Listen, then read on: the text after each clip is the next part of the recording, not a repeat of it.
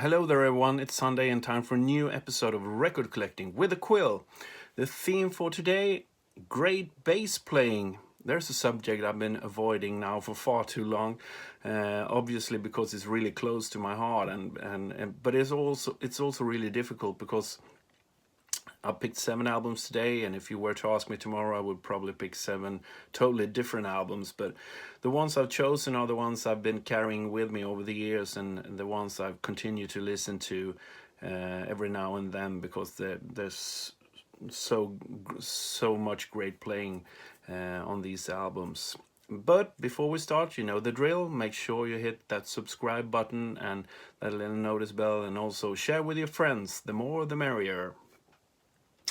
Starting out, the first one. This is one of my all-time favorite albums, not only from a bass playing point of view, but from a general point of view. Free, Fire and Water. The bass player is called Andy Fraser. Free is one of those bands I enjoy. The older I get, the more I enjoy them, probably because they work so much with space in their music. There's a lot of room for everything to breathe, which I think is really cool and something you tend to enjoy more and more the older you get. And what's really fantastic with this album and these guys were how young they were when they made it. And that's, I think, the coolest part about it. But they grew up in a time when there were no social media or video games, so they probably learned their craft early on. And what can you say about Andy's playing? Well, it's really unique. You hear it directly when it's him, and he's really cool. He's covering a lot of ground whenever Kossoff is soloing, and great bass line, and also I really enjoy the solo he does in Mr. Big as well. It's not usual to hear bass solos, but those he's not just showing off. He's really playing cool parts that fits within the song, which I enjoy immensely. So my first pick, Free, Fire and Water, with the bass player Andy Fraser. Next one is this, Delaney, Bonnie and Friends on tour with Eric Clapton. The bass player is a guy called Rattle. I think I mentioned him before. He's also playing bass on the Joe Cocker, Mad Dog and Englishman Live at the Fillmore album. And he played with Eric Clapton for the better part of the 70s. And he was an in-demand session guy, played on a lot of great records. George Harrison's All Things Must Pass, among others. What I really like about Carl's playing is a lot of swing to it, and great bass lines, but a lot of swing, and if he plays perfectly for whatever the song needs. Kind of forgotten hero. As I said, he was in demand, high in demand in the 70s, but since he died from addiction, I think in the early 80s, he's sort of forgotten, but there's a lot of cool stuff to discover with him playing on, so check him out if you haven't heard him.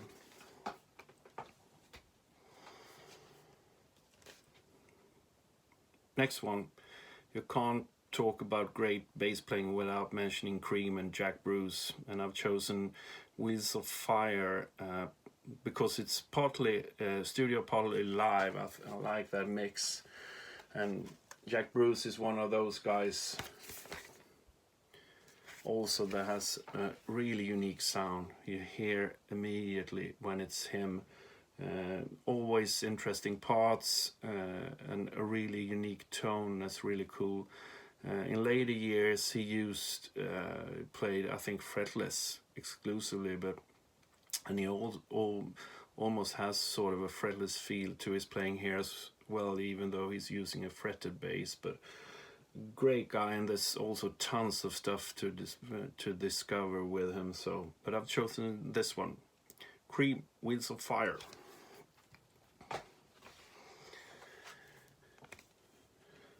Next one, The Undisputed Truth. It's called Face to Face with the Truth. Not the most famous band in the world, but the bass player here sure is. It's no other than James Jamerson, the Motown House bass player, played tons of hits in the 60s and 70s, and thinking he was active in a little bit in the 80s as well.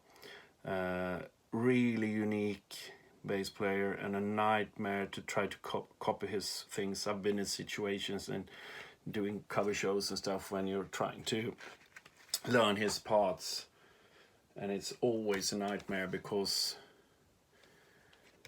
he's almost sort of soloing all the time. It's really difficult to find something steady, but he's always making the songs better with his part. There's a track here called, what's it called? Take Me in Your Arms and Love Me. Listen to that one. He's driving the whole song. He's making everything shine, and that's so cool to have a bass player do that. And there's some cool stuff on this album, apart from the bass playing as well. A little bit, it feels a little bit dated, but nevertheless a cool album.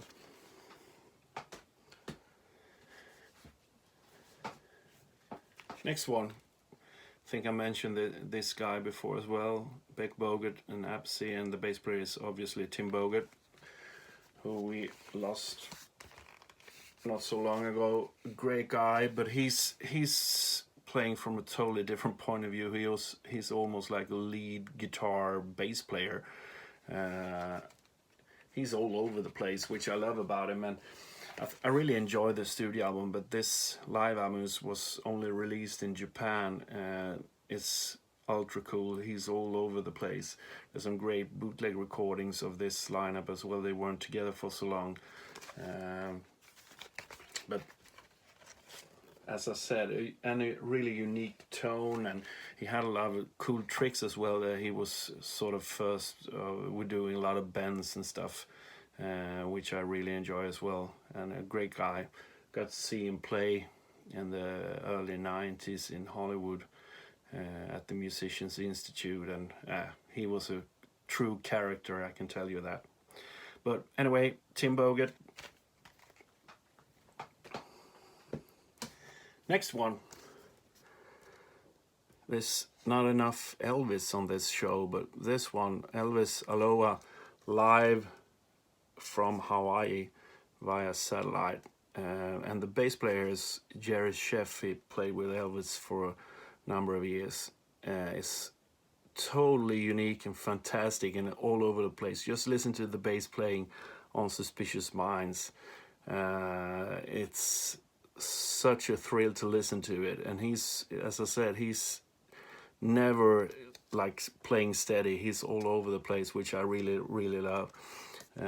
Sometimes you love Cliff Williams in AC/DC just playing root notes, but sometimes you gotta have these crazy guys playing all over the place. And he's also a session guy. He played with Bob Dylan and tons of others, and really great bass player. And listen to this one, really cool. As I said, there's not enough Elvis in this show.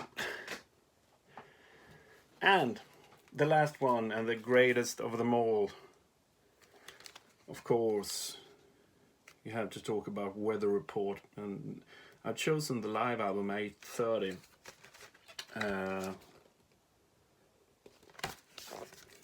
And what can you say about Jaco Pastorius, other than that he was the greatest one?